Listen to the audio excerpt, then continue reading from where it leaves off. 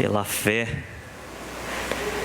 fé os antigos alcançaram vitória, e nós também, pela fé, estamos caminhando de graça em graça a cada dia na presença de Deus. Amém. Meus irmãos e minhas irmãs, a palavra do Senhor, ela é fonte de vida. A palavra do Senhor é fonte de sabedoria. Através da palavra nós somos então direcionados. Através da palavra nós somos encaminhados a uma vida de vitória, a uma vida de triunfo no nome de Jesus. Nós falamos no domingo passado algo muito importante sobre fogo, adoração e poder de Deus de geração em geração. E o profeta Joel, ele não brinca. O profeta Joel, na sua infância, ele conheceu o profeta Elias. E vocês todos conhecem o profeta Elias pela palavra do Senhor. Aquele que orou e o fogo desceu. Amém? Aquele que orou, o fogo desceu, consumiu o holocausto, lambeu tudo e não ficou nada. E ali então aqueles 800 profetas também foram consumidos. E Joel conhecia o profeta Elias. Ele era criança. E da mesma forma, meus irmãos, o profeta Joel, ele conheceu na sua época o profeta Eliseu, já na sua juventude. Então ele vem com uma palavra de poder, uma palavra de autoridade. É o que nós temos falado, meu irmão, minha irmã.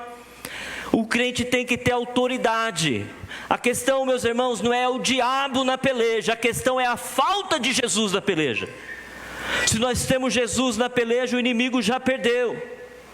Por isso então, meus queridos e minhas queridas, o cristão ele precisa de autoridade. Joel então ele vem com uma palavra de autoridade.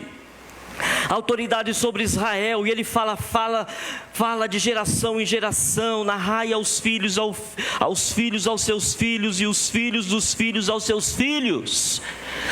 Toda essa calamidade que está acompanhando Israel. Fala da desobediência do povo, fala da desolação que vai acontecer, fala da falta de alimento que acontecerá, fala de tudo que está acontecendo, fala que o gafanhoto, o cortador comeu, o migrador comeu, o devorador devorou, o destruidor destruiu. Destruiu a família, destruiu a comida, destruiu a lavoura, destruiu as finanças, destruiu tudo, destruiu a comunhão com Deus. Fala para o povo, fala para os filhos, dos filhos, dos filhos, dos filhos, dos filhos, dos filhos, fala mesmo. E Joel então, na autoridade, no fogo do Espírito Santo, ele vem então e fala para o povo: desperta, desperta povo. É uma advertência em Joel 1,5, desperta e chorai. Porque para você despertar, você tem que chorar, você tem que clamar, você tem que se dobrar diante de Deus, se quebrantar diante de Deus, porque senão não há quebrantamento. Você tem que reconhecer. E ali então Joel ele continua, meus irmãos, profeta do fogo, o profeta do sangue, o profeta da fumaça. É sangue, fogo e fumaça. Ele não dá mole não. Ele vem, é usado por Deus e ele é boca de Deus. Deus chama o povo para arrependimento. Se arrependam, arrependam, arrependam, porque Deus vai ouvir. O mesmo acontece hoje, meus irmãos. A igreja precisa se arrepender. Nós precisamos nos arrepender diante de Deus, porque assim que nós nos arrependermos, Deus vai ouvir, Deus vai receber, Deus vai curar, Deus vai libertar, porque Deus não é homem para que minta, nem filho de homem para que se arrependa. Joel 1,14. Deus chama o povo para um santo jejum. Amém? Santo jejum. Quinta-feira nós fizemos jejum. Meus irmãos, a águia ela defende o seu ninho com unhas e dentes. Todo animal defende o seu ninho com unhas e dentes. E você, mãe, e você, pai, defende o seu ninho com unhas e dentes? Tem que defender. Tem que defender. Sabe, queridos, muitos de nós estamos em pé hoje porque as nossas mães, os nossos pais defenderam o nosso ninho, se colocaram na brecha, oraram, jejuaram, muitas vezes abnegaram de passeios, abnegaram de tantas coisas boas para ficarem ali diante de Deus, para salvar o ninho, que é a sua família. Por isso, meus irmãos e minhas irmãs, nós que estamos aqui recebendo essa palavra nessa noite, versículo 14, Deus chama o povo para um santo jejum. O inimigo, ele vem com mentiras, porque a nossa luta não é contra carne e sangue, e ele vem então com mentiras. Olha, se você orar não vai acontecer nada, se você jejuar não vai acontecer nada, tá vendo? Tem tanto tempo já que você ora por essa causa, que você jejua por essa causa, tá vendo? Não resolveu. Mas isso é mentira, meus irmãos, isso é mentira, é o desespero de Satanás, que ele coloca isso aí na mente das pessoas, porque ele está desesperado, querendo buscar e tragar a quem ele achar. Então ele mente, ele simula, mas nós temos que ser seguidos pela palavra de Deus, e a palavra de Deus diz que se nós nos arrependermos, se nós chorarmos, se nós buscarmos, se nós jejuarmos, Deus vai fazer a obra. Capítulo 1.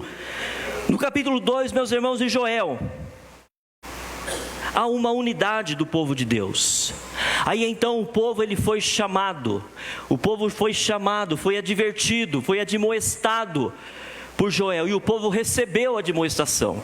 A melhor coisa que existe, meus irmãos, na vida do ser humano, é quando ele recebe a admoestação. Eu estava falando com a minha esposa agora antes de vir para casa, certa vez, vou falar só amigo do amigo para não dar nome. Um amigo chegou para outro amigo, falou: você tem que estudar isso, porque se você não estudar isso, você vai ficar sem emprego. E aí então aquele amigo do amigo estudou, e hoje o amigo do amigo está lá na carreira que o amigo indicou para ele, porque o amigo era um amigo de visão. Meus irmãos, muitas pessoas, olha para a estrela. Sabe o que é olhar para a estrela? Não é Abraão não, né? Uma posição de fé é nariz empinado. Olha para a estrela, empina o nariz e fala: eu não é comigo. Aí passa uma década, passa 2 décadas, a pessoa continua desempregada, a pessoa continua não encaixada, não emplaca nada na vida, porque olha para a estrela. Fala para o seu irmão: você está olhando para a estrela? Só que esse olhar de estrela não é o olhar de Abraão, é o olhar de nariz empinado, né? Aí o povo, meus irmãos, eles não ficaram olhando para a estrela não, eles receberam a advertência, a admoestação de Joel. E no 2,16 então de Joel, há, irmãos, uma revolução, que é a unidade do povo de Deus. Anciãos, crianças que mamam, homens, mulheres, sacerdotes foram orar na sexta-feira. Queridos, líderes foram orar na sexta-feira. O Senhor mostrou-se um Deus zeloso e se compadeceu. Você está querendo defender o seu ninho com unhas e dentes? Está querendo? Então faça algo diferente. Se proponha diante de Deus a fazer algo diferente, a sair da zona do conforto, porque senão você vai ficar olhando para a estrela, senão, meu irmão e minha irmã, você vai ficar ouvindo aquilo que o inimigo quer falar para você, e está falando, que não adianta, ele fica assim, ó, fica assim, ó, no ouvido, ó, e a pessoa então fica igual um CD. Quem já teve CD aqui, toca CD, fica girando, e não sai do lugar. Então, meu irmão e minha irmã, Joel 2,17, sacerdotes líderes foram orar, saíram da zona de conforto, deixaram de olhar para as estrelas, e porque então eles sabiam que Deus já havia falado que ele ia ser um Deus zeloso, um Deus que ia se compadecer. No 19, Deus responde, abençoa o povo com cereal, com vinho e com óleo, aleluia, com grãos, com alegria, vinho, com óleo, Espírito Santo, e o povo não será mais motivo de opróbrio. Diga assim: opróbrio. Eu não sou motivo de opróbrio, no nome de Jesus, aleluia. E o povo não foi mais motivo de opróbrio. Deus prometeu: vou remover o exército que vem do norte. No 25 do capítulo 2 de Joel e 26, Deus restitui. Meus irmãos, quando a gente deixa de olhar para a estrela e começa, você entendeu a linguagem, sim ou não? Sim ou não?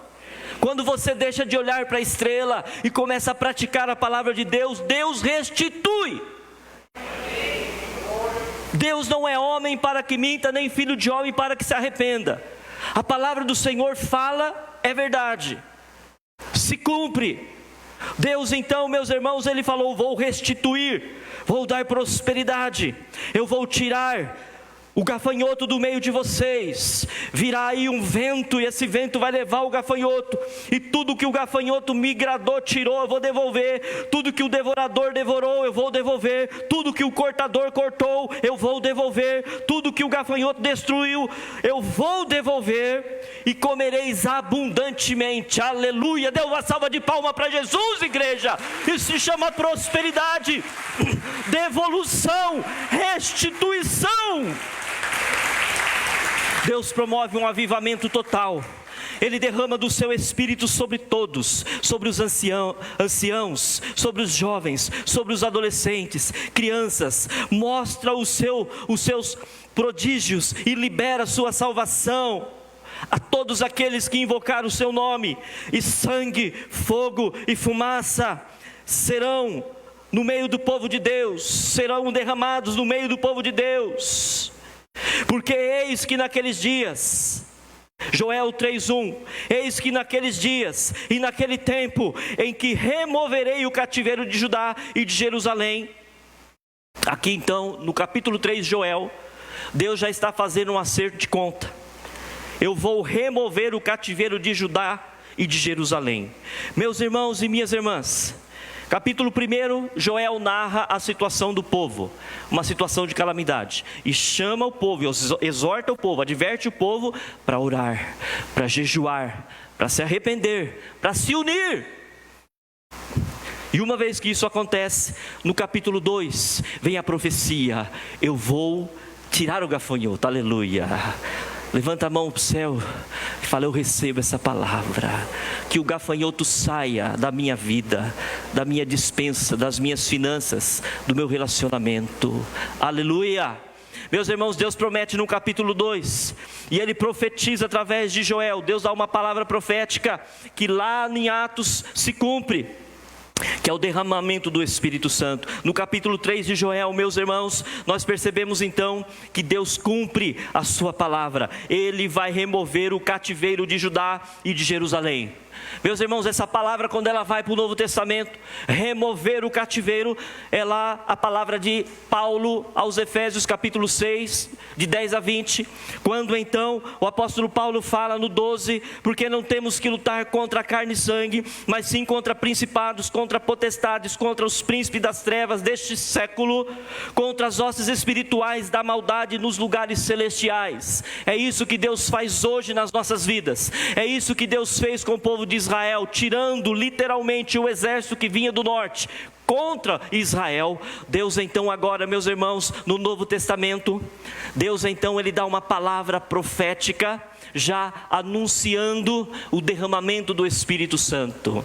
E ali então, meus irmãos, nós que estamos aqui, século 21, nós contemplamos esta palavra profética, porque esta palavra é para nós. Esta palavra foi para a igreja nascente do século 1, aquela igreja de Atos, aquela igreja que era uma igreja poderosa, que recebeu essa palavra e praticou essa palavra.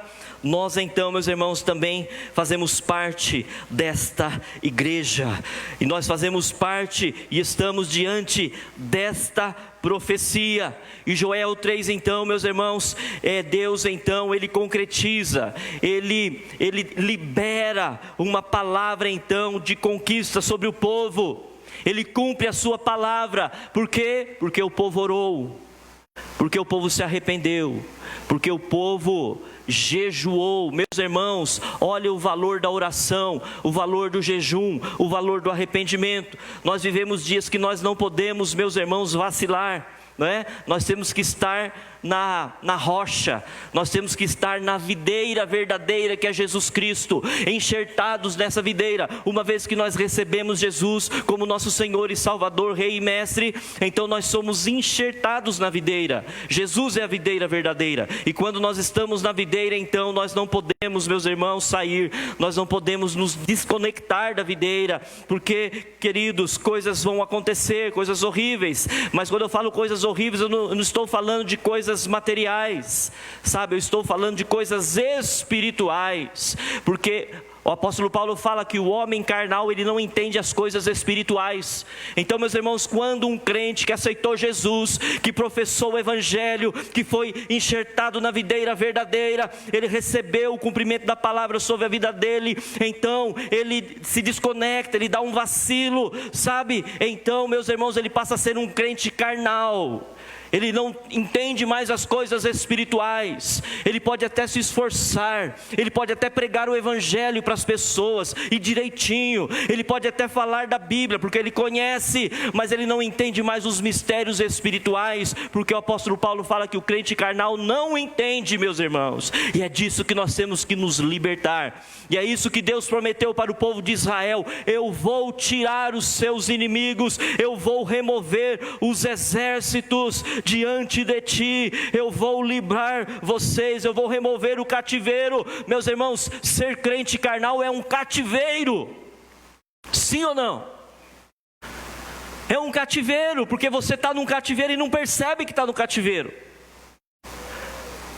E normalmente o crente carnal, ele gosta muito de olhar para as estrelas, amém? Sabe o que é olhar para as estrelas? Porque ele não entende as coisas espirituais, ele até se esforça, então ele tem que fazer o quê? Orar, jejuar e se arrepender. Crente carnal não ora, não jejua e muito menos se arrepende. Diga aí para o seu irmão: você não é um crente carnal. Amém? Estou profetizando aqui, meu irmão. Nós não somos crentes carnais, porque nós oramos, amém? Nós jejuamos, amém? E nós nos arrependemos, amém? Aleluia. Lá no capítulo 3, versículo 2 de Joel: congregarei todas as nações e as farei descer no vale de Jeosafá. Aleluia. Sabe o que é vale de Jeosafá? Sabe? Vale de Jeosafá é aquele local onde Deus deu a vitória para Josafá. Vale de Jeosafá também significa, e pode ser entendido como a própria Bíblia diz, como vale da decisão.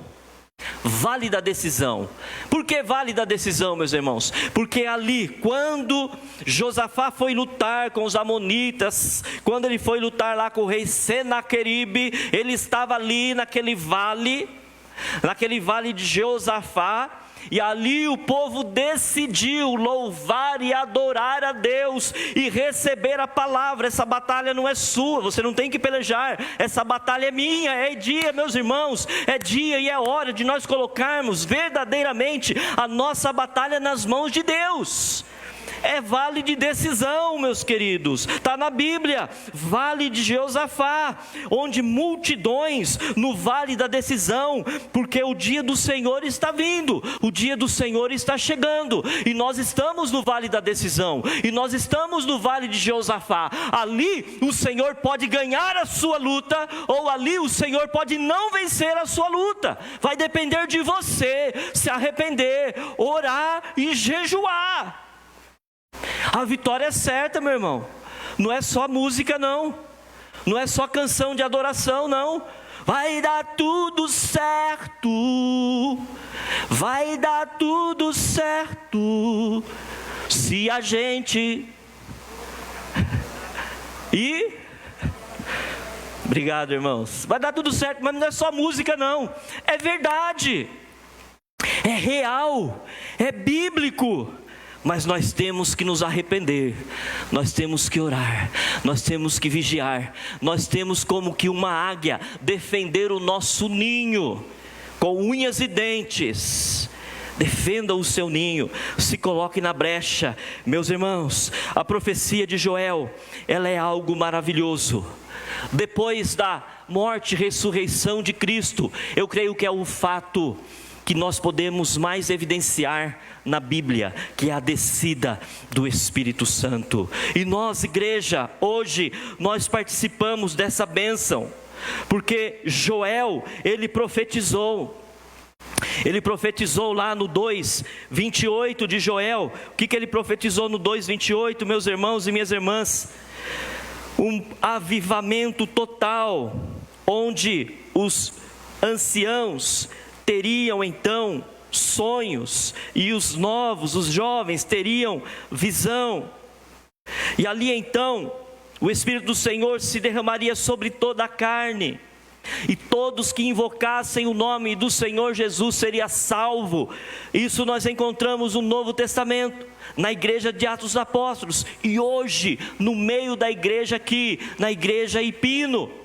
Esta palavra também é a mesma, é fiel e é verdadeira. Mas nós estamos aonde? No vale da decisão. Fala para o seu irmão assim: nós estamos no vale da decisão, no vale de Jeosafá. É dia de decidir, meus irmãos. É dia de decidir. E decisão é uma coisa maravilhosa. Decisão é um botãozinho que vira na nossa vida. E quando a gente decide, então, meus irmãos, o negócio pega fogo mesmo. Amém? É uma questão de decisão mesmo. Uma decisão. A palavra é muito cirúrgica.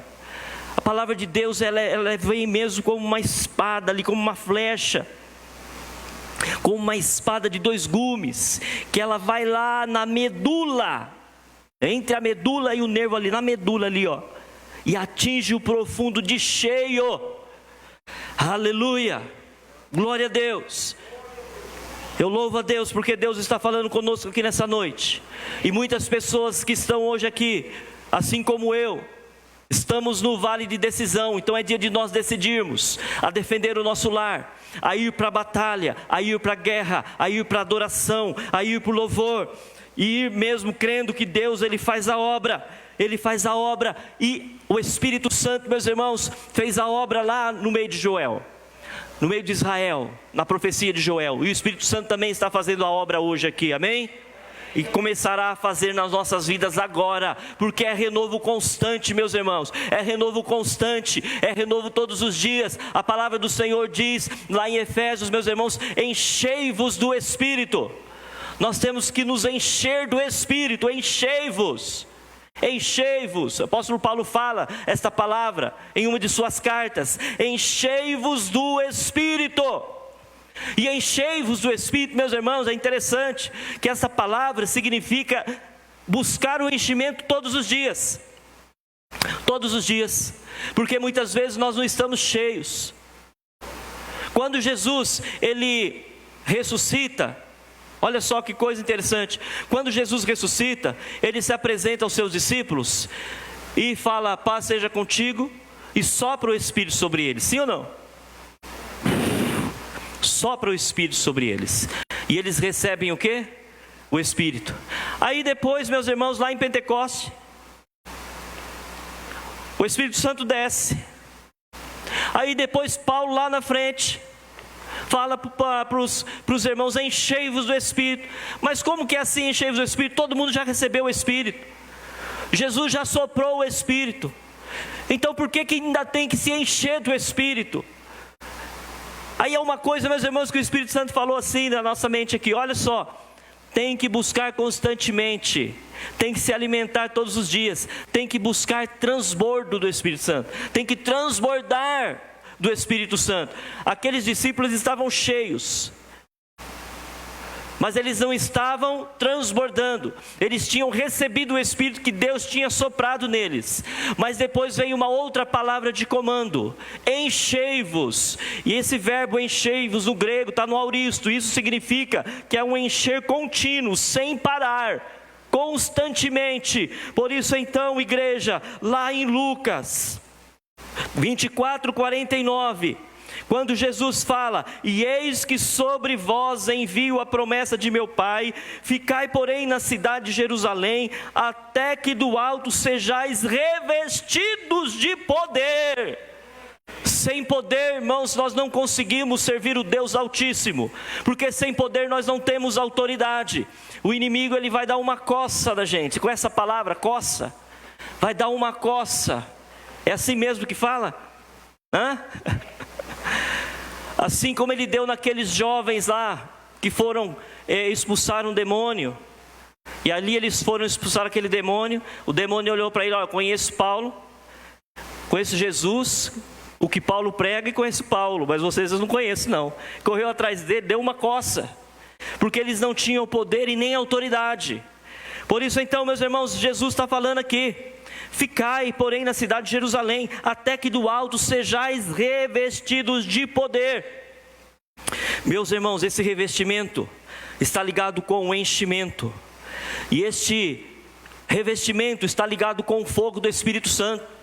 Porque lá em Atos 2, quando chegou o momento que aconteceu a descida do Espírito Santo, de repente veio do céu um som como de um vento impetuoso. Ali foi um estrondo, foi um barulho, para que todos soubessem que algo estava acontecendo. Era um marco na vida do povo, sabe? De repente veio do céu um som como de um vento impetuoso e encheu toda a casa onde estavam sentados, e apareceram distribuídas entre eles línguas como de fogo, pousou sobre cada um deles. Aqui, meus irmãos, é tremendo, é um mistério. Pousou sobre cada um deles. Não pousou sobre a igreja no todo, na eclésia, na reunião dos cristãos. Pousou sobre cada um deles. O avivamento, ele é individual. Diga assim: o avivamento, ele é individual.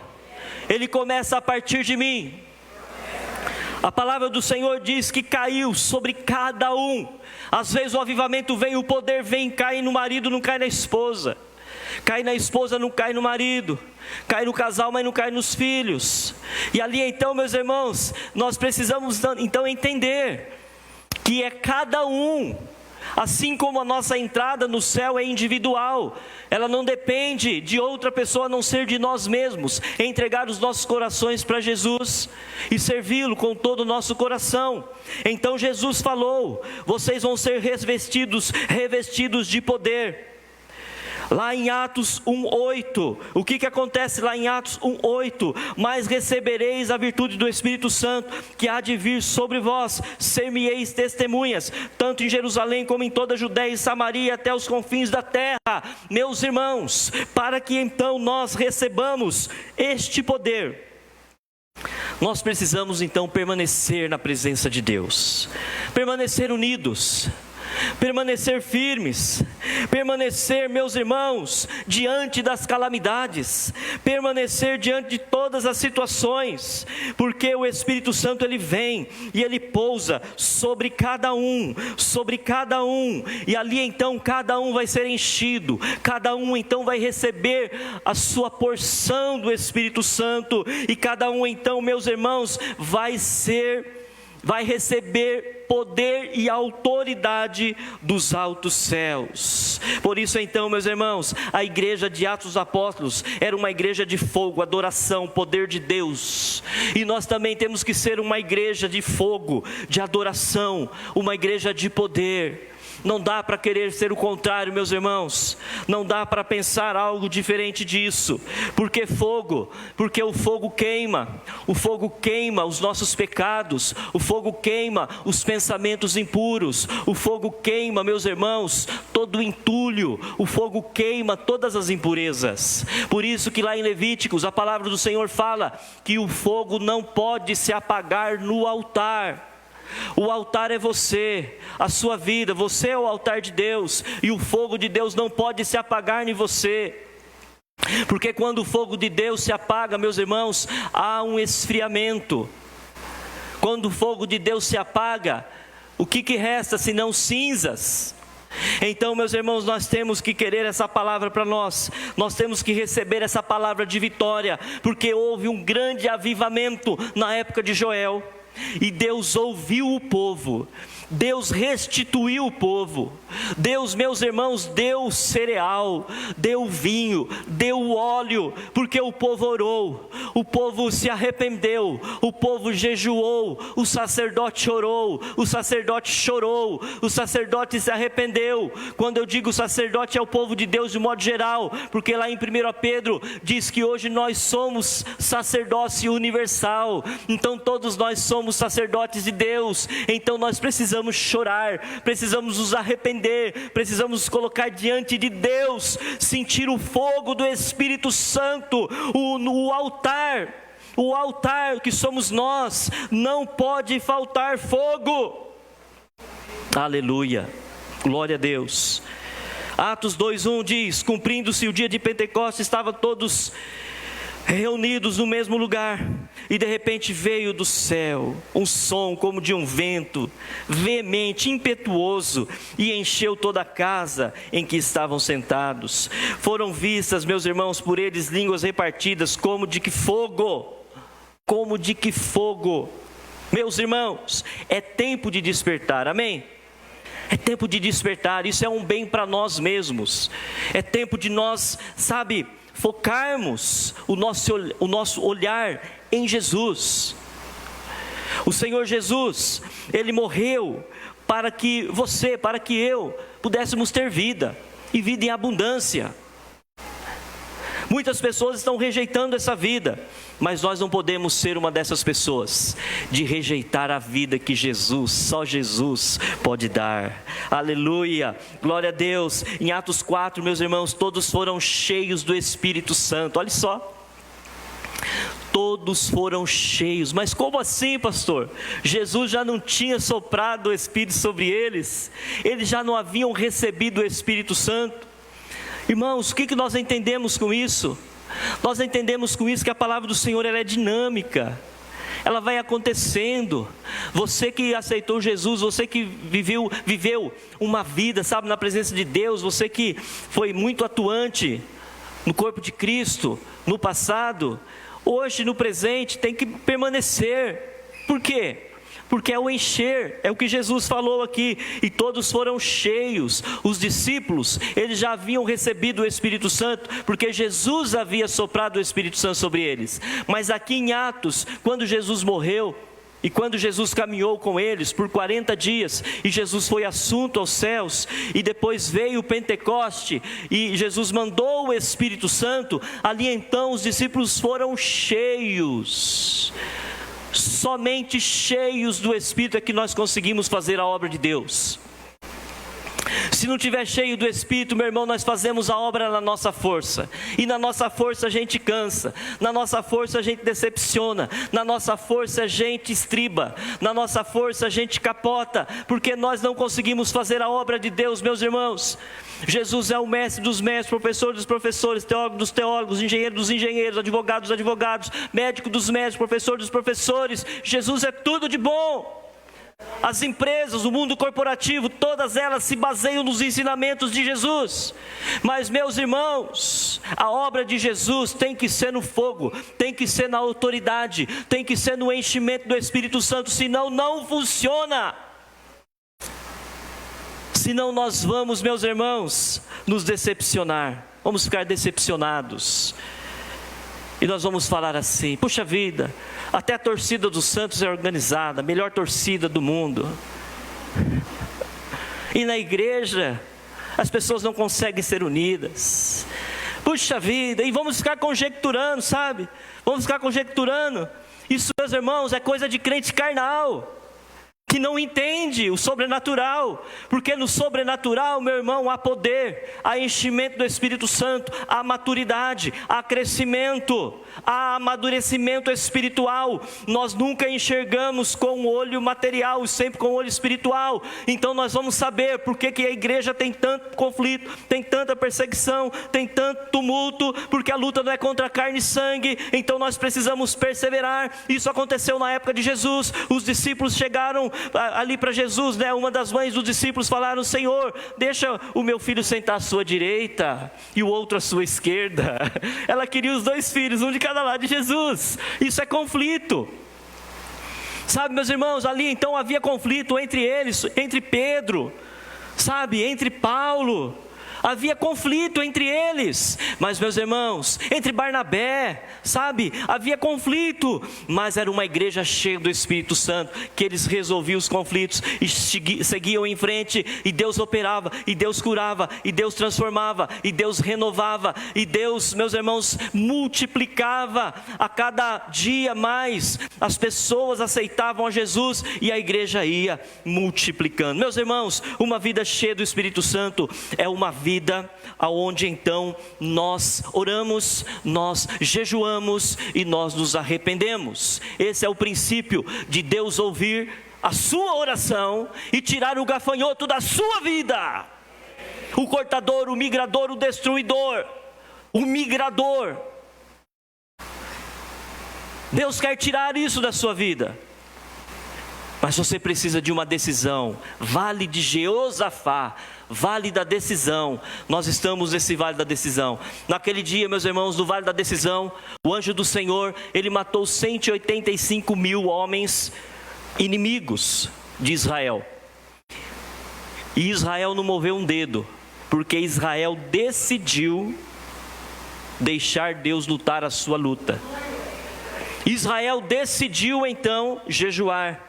Israel decidiu orar, Israel se arrependeu, se colocou diante de Deus e Deus fez a obra, assim como Ele continua fazendo a obra em nossos dias também. Meus irmãos, nós percebemos que essa igreja era uma igreja dinâmica, assim como nós também precisamos ser. Era uma igreja, meus irmãos, que curava, Atos dos Apóstolos, porque era uma profecia de Joel 2, e no vosso meio haverá prodígios. Lembra de lá de Joel 2? Prodígios, sangue de Cristo, ou seja, prodígios, salvação, fogo, Espírito Santo, fumaça, louvor e adoração. Os apóstolos então, eles pegaram esta palavra, eles não ficaram olhando para as estrelas, nariz empinado, mas olharam para Jesus, e ali então eles ficaram na posição, e veio o Espírito Santo e visitou aquele povo. Aleluia, glória a Deus. Visitou aquele povo, visitou aqueles 120 no cenáculo, uma coisa tremenda, irmãos, uma coisa maravilhosa. Amém? Glória a Deus. Os irmãos estão tão motivados, estão tão alegres, que eu acho que eu vou pregar até meia-noite hoje. Glória. Meus queridos, a nossa vida cristã é mais ou menos como diz o pastor, né? Hernandes Dias Lopes, sempre eu cito ele é nosso meio presbiteriano, e ele é um homem avivado, né? Expulsa demônio e tudo, é desse que eu gosto. Então ele fala o seguinte, que a nossa vida, e não é ele que fala, é um outro autor que fala, ele cita o nome do autor, né, no livro dele, e ele fala o seguinte, que a nossa vida é como um sobrado, tem a casa térrea, a parte térrea e a parte superior. A parte térrea é aquilo que nós temos contato todo dia ali, né? Estamos ali no dia a dia, ali no sofá, na cozinha, ali, né? Garagem, enfim. E a parte superior, meus irmãos, vamos pegar então, vamos espiritualizar, né? A parte superior, quando você está na parte térrea, você não está na parte superior, sim ou não? A não ser que você vire em dois, não é? Não dá, né, Elias? Para estar na parte térrea e na parte superior ao mesmo tempo. Mas Elias, quando você está na parte térrea da sua casa, a parte superior, ela deixa de existir? Ela continua existindo, né, Arlete? É a mesma coisa, meus irmãos. Nós estamos aqui no mundo, estamos caminhando, indo para a escola, indo para o trabalho, tal, né? De vez em quando dá uma derrapadinha, faz uns auês por aí e tal, depois volta para a igreja de novo e tal, vamos que vamos lá, né? Mas, meus irmãos, a casa lá de Deus, ela não deixou de existir, ela está lá. Em nenhum momento ela deixou de existir. Assim, então, meus irmãos, nós temos que crer Nós caminhamos nesse mundo, nós vivemos nesse mundo, no dia a dia, mas nós temos uma casa espiritual. Nós temos um Deus que trabalha em espírito e em verdade. Ali então, meus irmãos, o apóstolo Pedro, junto com os outros apóstolos, ali então, quando eles receberam o enchimento do Espírito Santo e dons de língua, e Pedro fez um discurso, que logo ali naquele discurso, mais de 5.000 pessoas se converteram, e ali então, meus irmãos, a igreja começou a curar, e ali então a igreja começou a multiplicar, a igreja, meus irmãos, os líderes começaram então a sofrer perseguições, eles foram presos, mas Pedro falou: não posso parar de falar daquilo que tenho visto e ouvido, e importa obedecer a Deus e não os homens, porque a palavra de Joel havia se cumprido na vida daqueles apóstolos. Prodígios, sangue, fumaça, amém? Adoração, fogo, Espírito Santo, e sobre a sua vida, e sobre a minha vida. É isso que nós queremos, meus irmãos. Pedro e João então, e todos os apóstolos estavam firmes e fortes, porque eles receberam aquela palavra na vida deles, e a igreja estava em oração. Então, quando Pedro e João, eles estavam presos, a igreja estava ali em oração, e a igreja ouviu, meus irmãos. Deus ouviu a oração da igreja, aleluia. É o que nós fazemos, nós oramos. Será que muitas vezes não está faltando para nós arrependimento, oração e jejum? Meus irmãos, eu não vou perguntar, fique em paz, eu não vou perguntar quantas pessoas jejuaram não, viu? É pecado fazer isso de púlpito, não é? Porque Deus não quer constranger ninguém não. Mas a gente vê, meus irmãos, aí a gente fala: mas pastor, como é que Deus fazia tantos sinais, tantas maravilhas no meio daquele povo? Porque eles oravam juntos, eles se arrependiam juntos, eles jejuavam juntos, eles partiam o pão juntos, eles eram unidos. Meus irmãos, esse é o segredo, é caminhar em oração e unidade.